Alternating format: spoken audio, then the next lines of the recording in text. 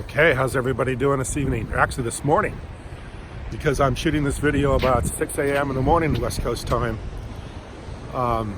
Didn't want to do it last night because I had some other stuff going on, so I decided to do it this morning.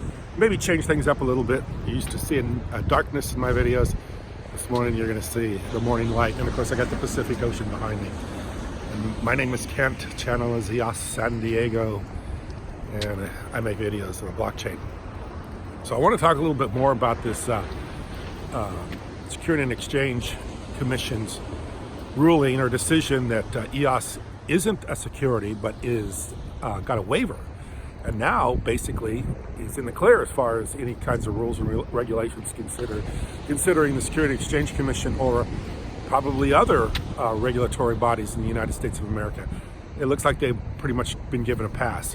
So this is big news. I mean, I see a few people talking about it, but not as many people as should be talking about it, because this is a kind of a milestone point for these tokens, because these tokens, all of them had to be concerned about Security and Exchange Commission, and of course the Howey test.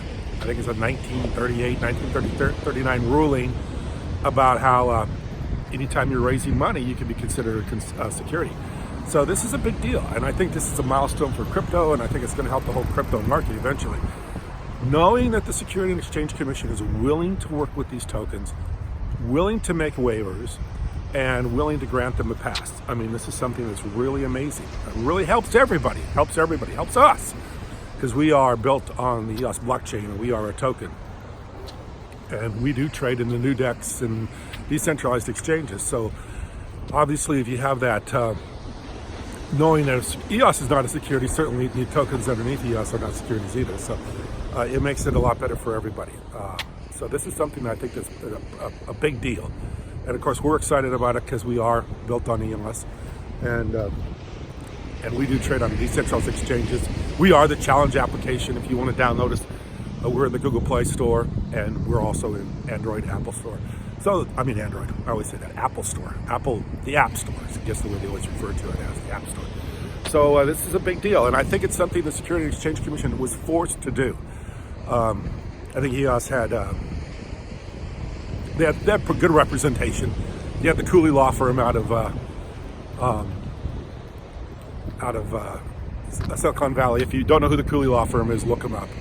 One of the biggest law firms in the country, and they're probably one of the most elite law firms as far as Security and Exchange Commission consider any kind of Wall Street stuff, startups and everything like that. It's the Cooley law firm.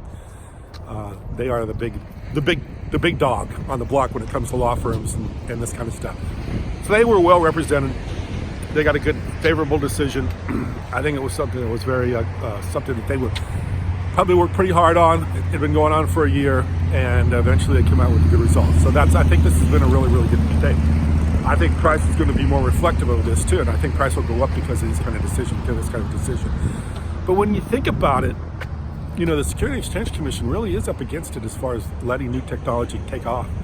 Because if you buy this technology and you make this technology so it can't grow and can't take off, there's not a lot else going on right now in the world of banking and finance to overtake or take the system to the next level, I guess. That's what I'm saying. So much of our economy is built on a growing economy. If it's not growing, and if it goes backwards, then you've got problems.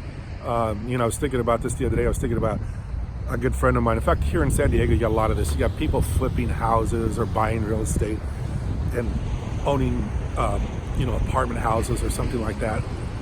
And of course, the way they finance these is they rent the houses out or the apartment houses out, or they got to get somebody to buy it at a higher price than what they paid for it.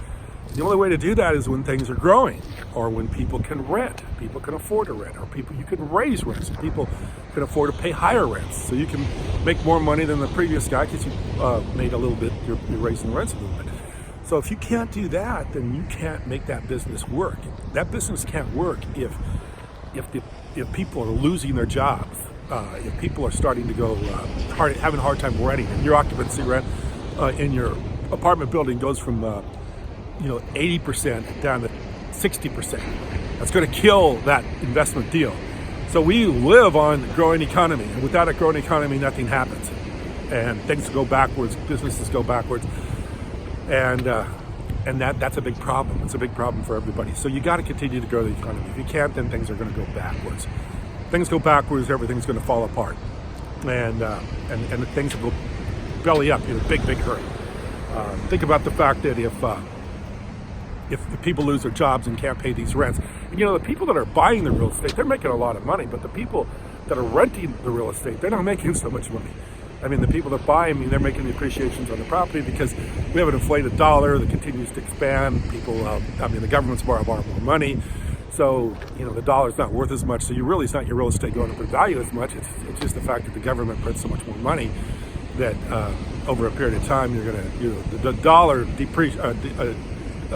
depreciation makes your property worth a lot more money. But the problem is you got to rent it to people that are not getting those appreciations, and so they're not making the money that the owner is. They're trying to work at jobs to pay for these rents to keep their financing going, and that isn't going to work so well in a bad economy. So you got to keep the economy growing.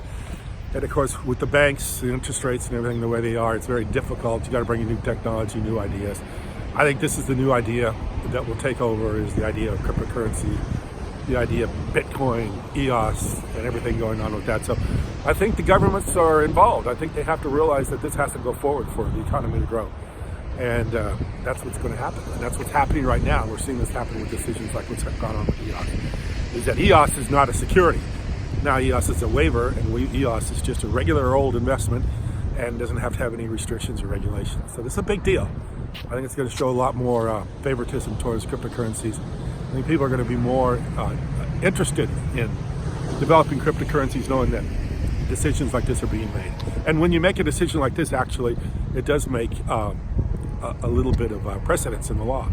So this is a good precedence to have. A good precedence to have is that EOS is not a security, was considered a non-security by the Securities and Exchange Commission, and that it continues to go on without any kind of restrictions or any kind of problems as far as that's concerned. So anyway, very, very, very big deal.